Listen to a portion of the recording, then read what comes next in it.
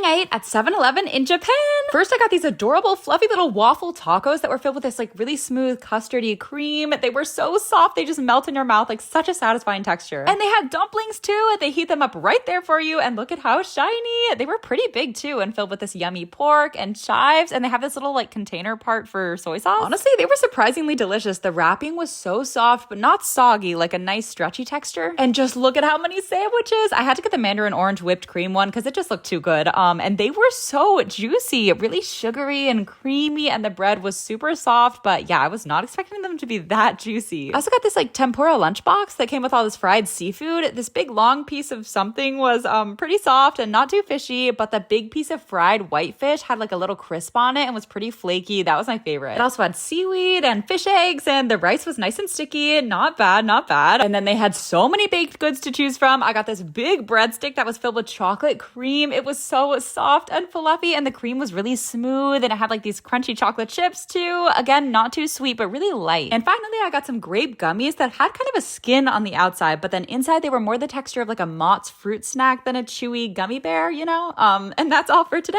Only eating Keith Lee's highest rated foods for a full day in Las Vegas. So Keith said he had the best sandwich of his life at this spot. He called it a 10 out of 10, and they definitely changed the sandwich since he went, but good Lord, look at how much steak they gave me. And it was so buttery and tender with this really bright garlicky chimichurri sauce and this tangy house dressing. It was delicious. And the potatoes were also smothered in garlic, which I love, and really buttery too. Keith also tried Shaquille O'Neal's fried chicken restaurant and gave their fried chicken a 9.5 out of 10. So I was excited. He wasn't lying when he said the Shaq sauce is so vinegary. It was really, really bright and tangy, but the chicken was pretty juicy and crispy and well seasoned. Like, it's no Raising Cane's, but it wasn't bad. And if there's a mac and cheese fried chicken sandwich on the menu, I'm gonna order it. It was called the Big and Sloppy, and it also had fried onions and roasted garlic barbecue aioli, which I really wanted to have more flavor. Also, the mac and cheese was a little dry, and honestly, the chicken was kind of chewy, but the tenders were good. And finally, Keith gave this place's fries an 8.7 out of 10, and to be fair, they didn't survive delivery very well. They definitely weren't as crispy as his were, but they were well seasoned, and the sauce that they came with was incredible. I also tried their burger, which was so freaking juicy, and the patties were thick. Like, good Lord, it was a lot of meat and cheese, and the pickles are really crunchy, and yeah, like it was a fire burger. And that's all for today.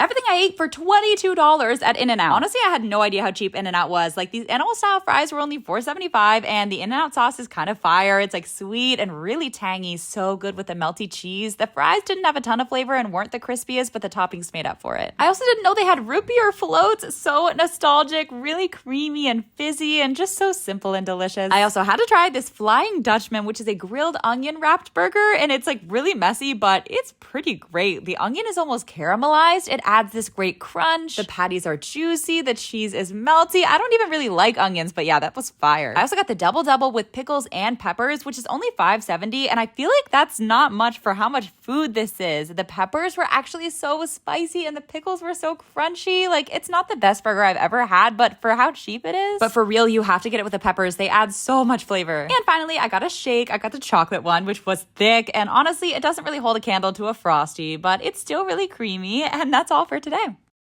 Only eating viral food for a full day in New York City. I keep seeing this bagel spot that only sells whole bagels, like no sandwiches. They're all made fresh, steaming hot. You get 3 bagels and a whole container of cream cheese for $12. You just dip them like chips and guac, and this poppy seed one was sprinkled with flaky salt that went so well with the creamy, thick chive cream cheese, and they're so freaking soft. I mean, this everything bagel is the best bagel I've had in my life. The crust is insanely crispy. It's got this warm, pillowy center and the perfect balance of onion flavor with like the warm sesame seeds. And the cinnamon raisin one was super cinnamony and sweet and so soft and warm. And then apparently these are the best tacos in New York City, but just FYI, they are not cheap. I spent $37 on 2 tacos and a quesadilla. But to be fair, I got the queso tacos, so both sides of the tortilla are encased in this crispy, crunchy grilled cheese. Definitely greasy, but in the best way. The pork ones were insane. The marinated pork was so juicy, it just fell apart like the most tender, savory meat you've ever had. And the carne asada one was fire too. It was super buttery steak, and their salsa is nice and spicy, but not overpowering, and the guac adds some freshness. They also have fried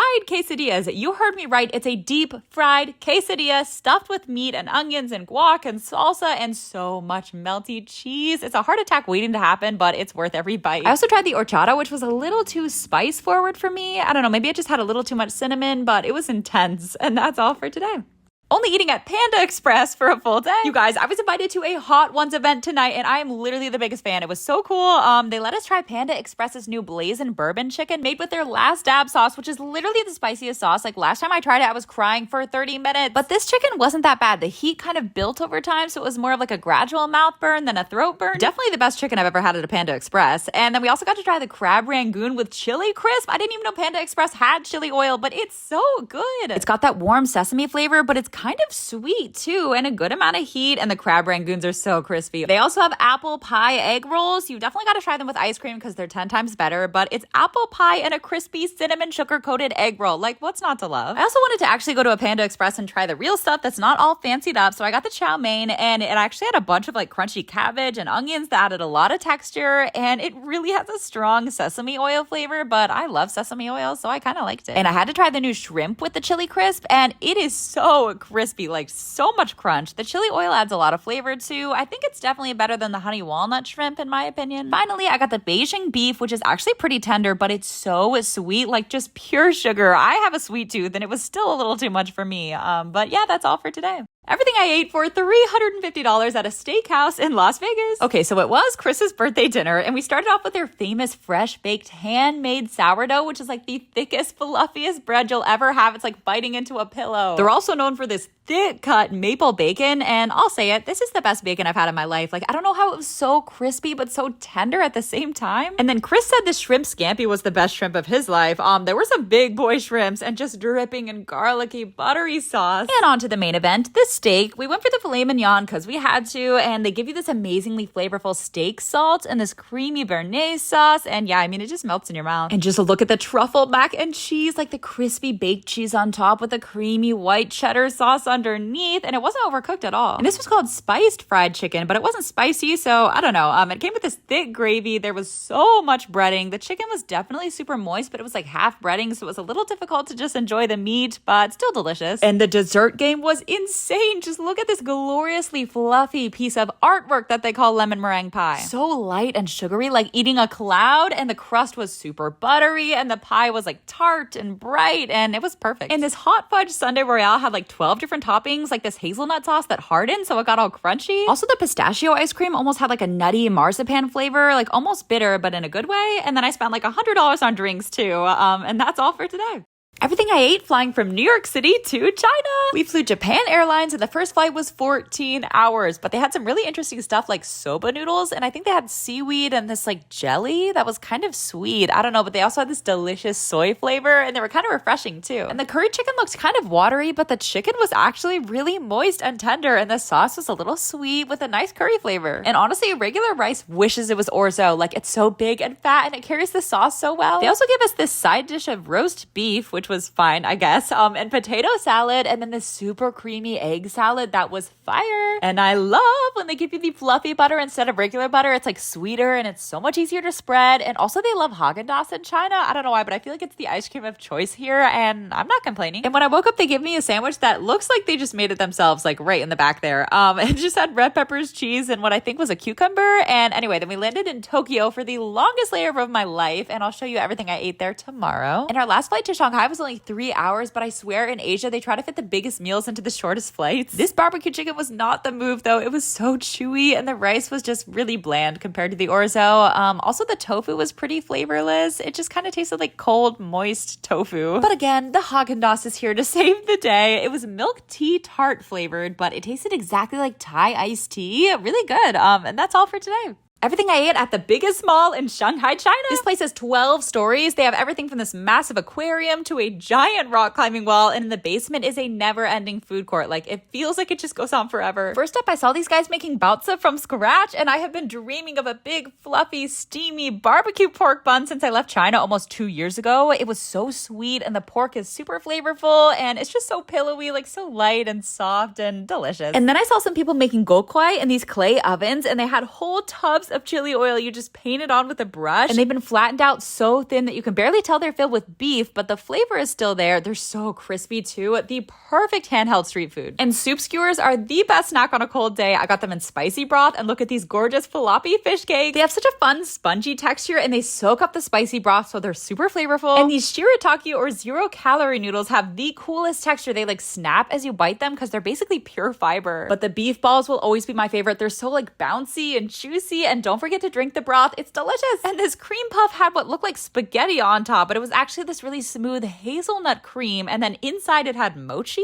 and then the outside had this like nice delicate crunch. And doesn't this menu look like it has melon ice cream? But it was actually matcha, which isn't my favorite. It's just like a little too grassy for me, but it was super creamy. And that's all for today. Everything I ate in the Tokyo International Airport. First, I really wanted to try okonomiyaki because I'm obsessed with bonito flakes. They dance in the heat, and I think it's so cool. Basically, it's this super flavorful, savory pancake with cabbage and sometimes pork, and it's smothered in Japanese mayo in this like sweet, tangy sauce, and then it's like crispy on the outside. It's so good. And I got some skewers too, and this squid one was insane. I was not expecting it to melt in my mouth. It was so soft, and the sauce was really flavorful, and it also had this crispy skin. And this wagyu one was so tender and so buttery with a little crispy char on the outside. It was cooked perfectly. And the chicken one was great too. It was juicy and also a little crispy, and I don't know how this was airport food, but I was living for it. And then we got some dip noodles, and the noodles themselves were thick and really soft, but not too springy. And then the broth was like kind of creamy, but also really salty and had this great umami flavor. And it had this super soft, really tender pork and like crunchy veggies and fish cakes and bamboo shoots and this yummy egg. And like, again, I don't know how this was airport food. And finally, I got ice cream, and it was so smooth and pretty creamy, but also it tasted exactly like milk, like as if there was no sugar or vanilla or anything, just straight up milk turned into ice cream. But if you like milk, I mean, it wasn't bad. And that's all for today.